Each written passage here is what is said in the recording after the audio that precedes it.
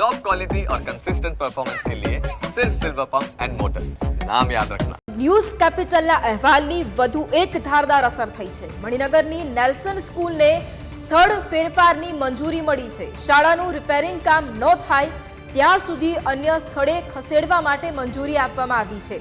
શાળામાં અભ્યાસ કરતા 300 થી વધુ વિદ્યાર્થીઓને અન્ય શાળામાં શિફ્ટ કરવામાં આવશે। સ્કૂલ જર્જરિત હોવાનો ન્યૂઝ કેપિટલે અહેવાલ દર્શાવ્યો હતો।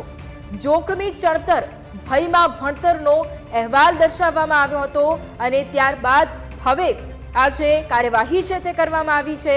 મણિનગરની નેલ્સન સ્કૂલને હવે સ્થળ ફેરફારની જે મંજૂરી છે તે મળી છે। જ્યાં સુધી તેની જે કામગીરી છે, જે રિપેરિંગ કામગીરી છે તે ન કરવામાં આવે ત્યાં સુધી ફેરફારની મંજૂરી આપવામાં આવી છે। જે શાળામાં અભ્યાસ કરતા 300 જેટલા વિદ્યાર્થીઓ છે તેમને અન્ય શાળામાં ટ્રાન્સફર કરવામાં આવશે તેવી પણ વાત અહીંયા કરવામાં આવી છે। સ્કૂલ જર્જરિત હોવાનો ન્યૂઝ કેપિટલે અહેવાલ પણ દર્શાવ્યો હતો અને તેની ધારદાર અસર થઈ છે।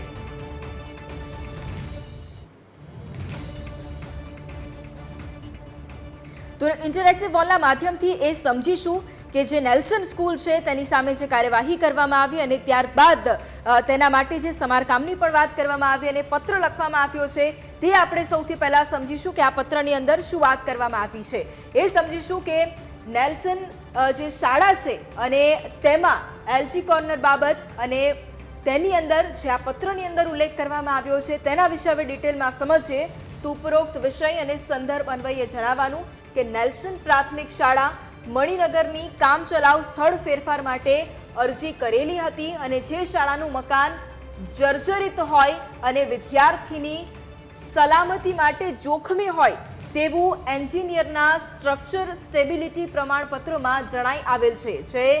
જેની અત્રેની કચેરી અને તેમના દ્વારા તપાસના આધારે રિપેરિંગ કરવાની શરતે વિદ્યાર્થીઓની સલામતીને ધ્યાને લઈને શાળાને તદ્દન હંગામી ધોરણે નવી જગ્યા રજૂ કરેલ ફાયર સર્ટી બીયુ પરમિશન અને એએમસી માન્ય નકશાને ધ્યાને લઈ હંગામી ધોરણે સ્થળ ફેરફાર આપેલ છે। એટલે કે અહીંયા આ પત્રની અંદર જે વાત કરી છે ફરી એક વખત તેને સમજી લઈએ।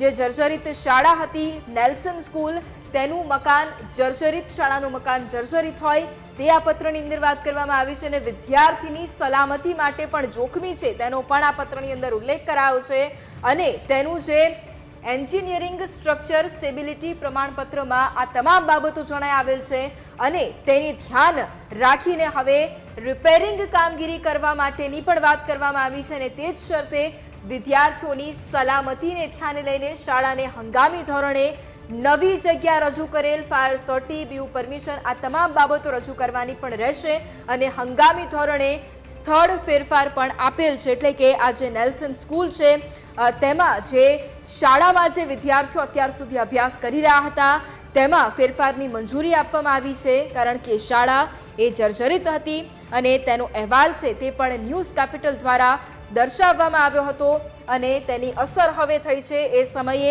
જે જિલ્લા શિક્ષણ પ્રાથમિક અધિકારી હોય તેમની સાથે પણ વાતચીત કરી હતી, તેની સાથે ડીઓ સાથે પણ વાતચીત કરી હતી અને ત્યારે તેમણે એ પણ વાત કરી હતી કે નેલ્સન સ્કૂલનો આ જે અહેવાલ સામે આવ્યો છે અને ત્યારબાદ જે તપાસ છે તે કરવામાં આવશે અને હવે ન્યૂઝ કેપિટલના અહેવાલની આ ધારદાર અસર થઈ છે।